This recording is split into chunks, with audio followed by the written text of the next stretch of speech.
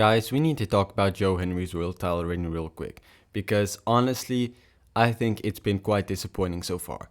I get it, everyone always says at the start of a world championship reign, give it some time, it'll grow, but so far it's been 2 months already, and we haven't gotten a single defining moment for his world championship reign. And I get it, it's still really early to be fair, but seriously, this whole time he's just been the backdrop for Elijah's debut. He's a side character in this whole story of the system versus the Hardys, Elijah, Joe Henry, and Nick Nemeth. He hasn't been the focal point of the show so far, and I feel like that's been very disappointing. Hell, he defended his world championship against Ryan Nemeth and Alex Hammerstone tonight. Ryan Nemeth is a certified jobber, and Alex Hammerstone just had his last match with TNA. He's gone after this. So, where is the iconic feuds? And I think the focal problem here is that we've gone almost 2 months without a pay-per-view. Like, this is going to be the first pay-per-view in a long time for TNA, and Joe Henry isn't going to defend his world championship. And that could be okay, but I would like to see Joe Henry defend his world championship, have a feud for that world championship just to make it seem important. Because right now, it doesn't feel important. Hell, the X Division Championship and the Knockouts Championship both feel more important than the TNA World Heavyweight Championship. That shouldn't be the case, especially not since Joe Henry is holding it. Now, I'm positive that after this pay-per-view, we're going to get a lot of Joe Henry feuds. Nick Nemeth is going to be back. Santana and Mustafa Ali are both going to be freed up from their rivalry. And the same with Sami Callihan and Mans Warner. So there should, on paper, be a lot of challengers for his belt, so it should get better now. But let's just run through tonight's episode of TNA. The show starts off with Eddie Edwards versus Leon Slater. The winner earns their team the advantage at the upcoming pay-per-view, and Eddie Edwards wins. I think it's a solid result. The heels need to start. It just makes it so much more satisfying when the babyfaces win.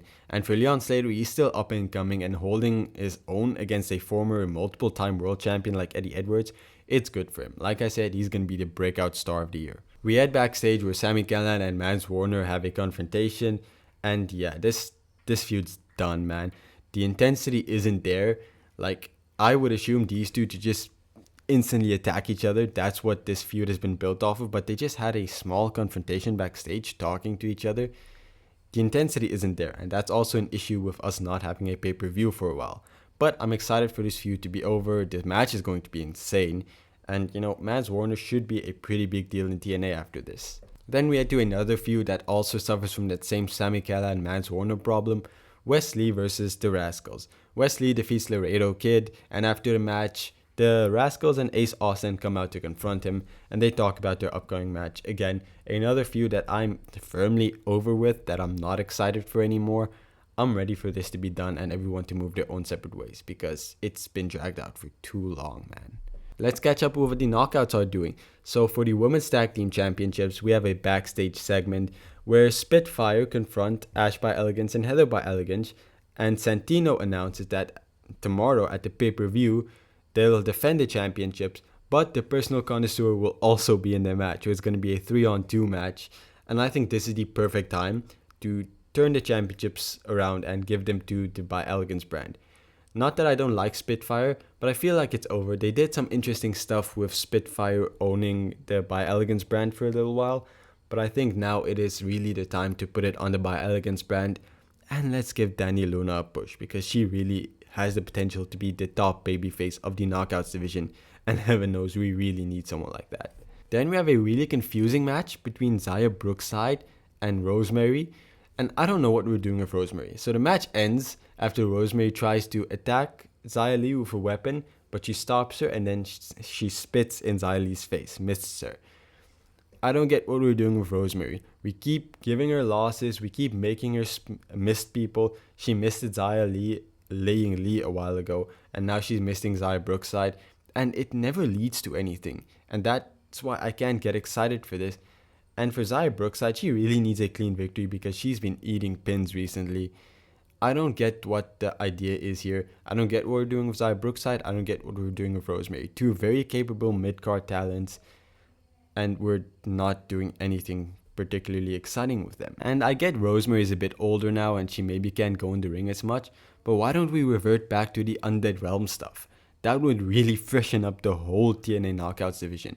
Isla Dawn recently got released from WWE. Her witchy thing would fit perfectly here.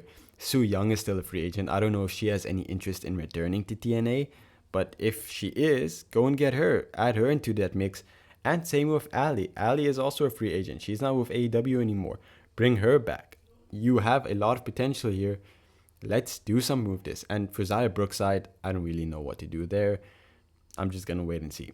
And then my favorite match of the night, Tessa Blanchard and Cora Jade versus Masha Slamovich and Lei Ying Li. And the heels actually won with Tessa Blanchard pinning Masha Slamovich.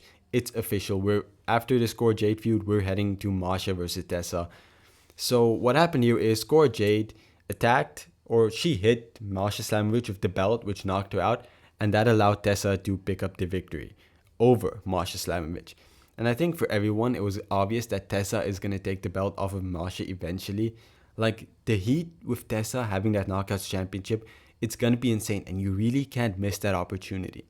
And I think it's going to be fine for Masha. Her World Championship reign has been pretty solid. She's had a victory over Jordan Grace. She's had a victory over Cora Jade, and both are relatively memorable feuds.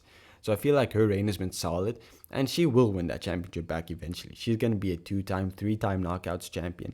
I think the time is just right to put the belt on Tessa now. And when it comes to the pay-per-view, Tessa is easily going to defeat Lei Ying Li. That shouldn't even be a very long match. And Masha is going to retain against Cora. As much as I love Cora Jade, Masha just isn't going to lose the belt to her, especially not when you have the opportunity with Tessa and Masha right there. And then we had a match I really didn't need to see, JDC versus Cody Deaner. Now, to Cody Deaner's credit, he gets the crowd really interested in him whenever he appears. He never appears. He makes an appearance once a month and then he's gone. And that just makes me unable to invest in him.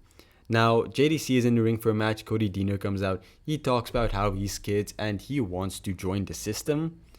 And JDC says, okay, if you just lay down and let me get the victory, or you walk away and let me get the victory, you're an honorary member of the system. And Cody Deaner just says nah, and JDC kicks his ass. And JDC gets a victory.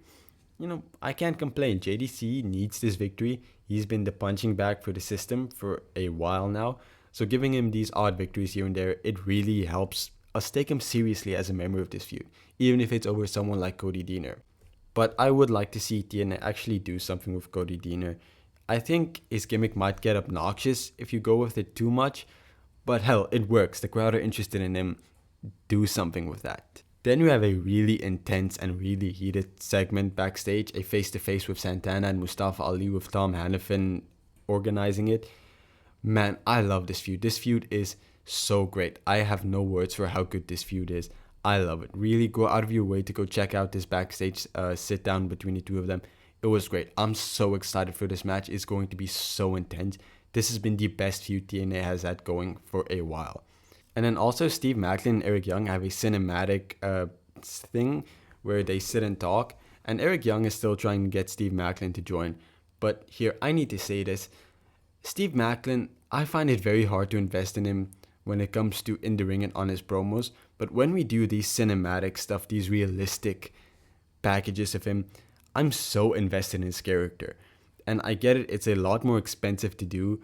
But if you're really going to push Steve Maclin to the top, I think we need to just go all in with these type of stuff. Because it really works for him. It works insanely well for him. And I'm always entertained when I see these. But if I had to give tonight's show a rating, I would unfortunately say it's a 5 out of 10. There were lots of stuff I really loved, especially that women's tag team match with Tessa, Cora, Masha, and Lei Ying Li. But a lot of this stuff felt, how do I say this, not worth it. Like, we've seen the Wesley and Mance Warner stuff before. The women's tag team championships, as interesting as it has been, I'm not particularly excited to see that match again. And, stuff like JDC and Cody Deaner, that's not really a match I need to see on my television. It was entertaining, but I'm not going to remember it, and it wasn't that important, truly.